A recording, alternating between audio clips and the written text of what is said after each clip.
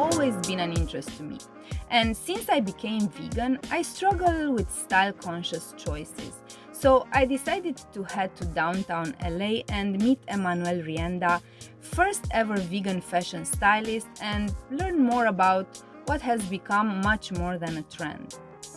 She has shared how her personal journey led her to adopt a vegan lifestyle and decided to stop promoting the use of leather, wool, exotic skins and feathers.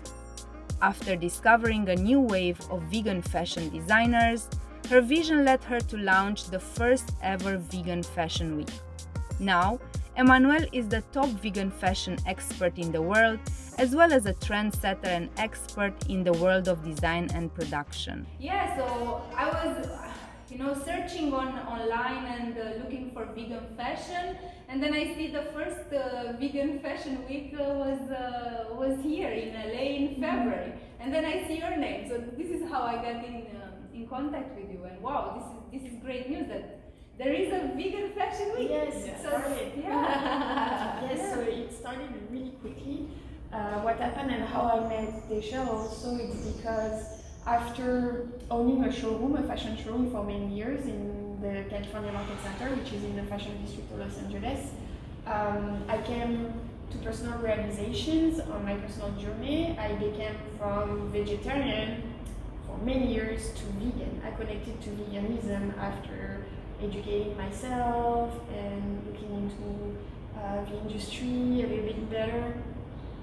So after this realization, I felt a little bit disconnected with my daily work because what I was doing in this showroom is actually promote fast fashion brands into the US market, which included animal products. So I was selling leather, I was selling wool, and I was selling it in large quantities to department stores, and I was promoting it, to press, so I was actually pushing this market forward, and it felt wrong. So I closed my showroom. Wow, that's great, for sure. Yes, because I felt very disconnected. Of your values. Yes, exactly. I was contributing to something that was very wrong in my eyes after I realized I didn't even understand how I could not connect sooner. Being a vegetarian, thinking you do right things, and then you start to figure out you need to actually be better and intersectional and try to really understand all the different components.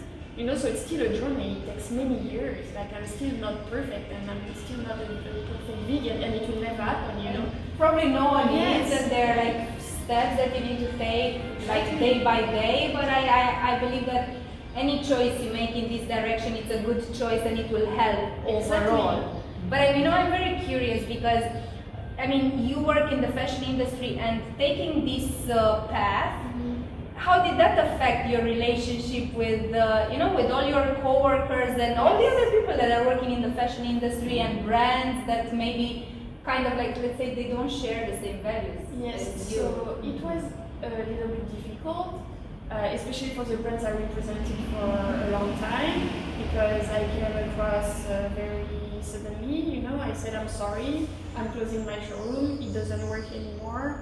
But at the same time, I believe that it created some kind of questioning on their part. They were actually maybe planted a seed in some ways because they started to really think into, maybe, I'm doing leather, I'm doing, maybe that's not, maybe there's something, that I need to it, maybe I can change. Exactly, so it helped me to actually start discussions with these people, even if they didn't become, vegan, or they don't have a vegan line.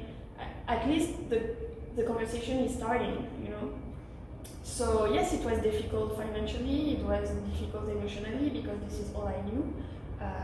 This is a career I built, from nothing, so that was very dear to my heart. And yes, but at some point you need to evolve, and I believe the society is evolving, and we need to make sacrifices, to make changes. So that's how, from this difficult, time, that actually sprouted some ideas, like, starting to style people with animal-free product, because I was trying to understand where I was going and what to do in the industry, Like you, I started to discover many amazing designers through styling, because I was researching for my clients and I discovered that they were scattered all over the world, that there was amazing people and designers that shared actually the same values. So this is how you two met, actually. We met after, because after this process, after this process of starting to style people, I wanted to share a message further. I felt a little frustrated because when you style, you're still behind someone, and even if you believe you do something, the message is still not coming across, the way you want to. So there was a little bit of frustration. So I was trying to really create a message and a platform where people could actually express themselves, but in a way that was really inclusive.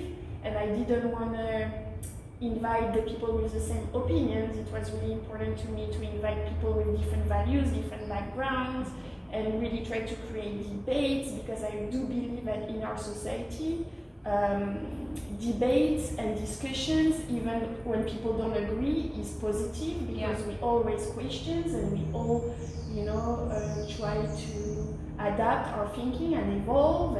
And this is how myself I've evolved thanks to Deshelle and people like Deshelle. I evolved towards more sustainable options when I started with veganism, So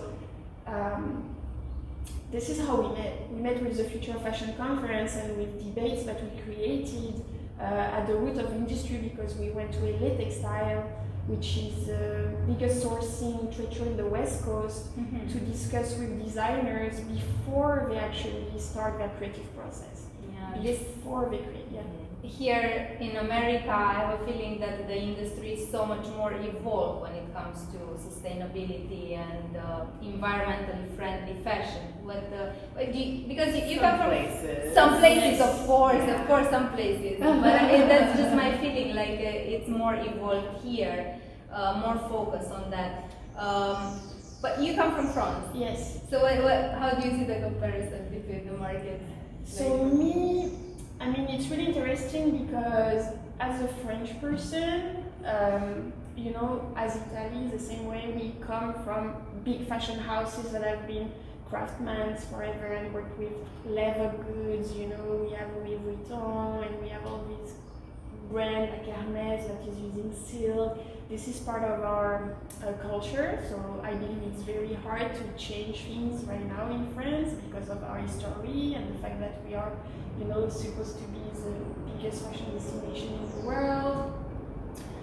Where I saw a lot of change in Europe is definitely in London and in the UK, with the birth of fashion revolution, this movement of sustainability that rose more on a social justice level, so I believe this current came from them. You also have the biggest vegan brand coming from UK, Stella McCartney. So yes, so there is also the vegan movement that is very, very strong in the UK. So that's very interesting, because we have these two movements.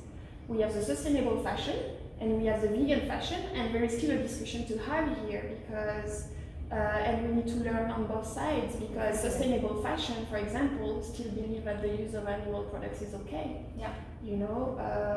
And this is something that doesn't make sense in a way with animal agriculture and the way we produce leather that is still, chemically, tanned.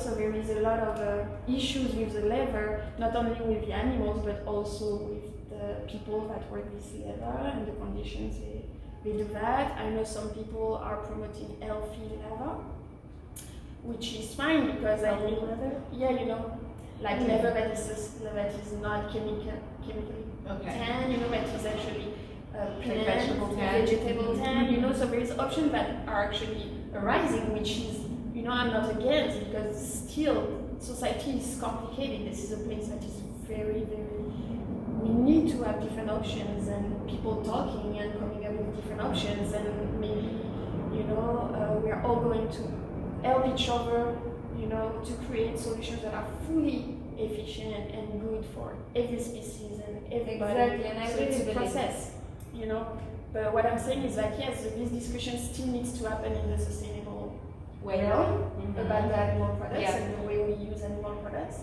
And also in the vegan spectrum, we need to come to better terms with sustainability and try to create options that are viable for the people and the environment. So, you know, so that's why it's a discussion that is still happening and is very important.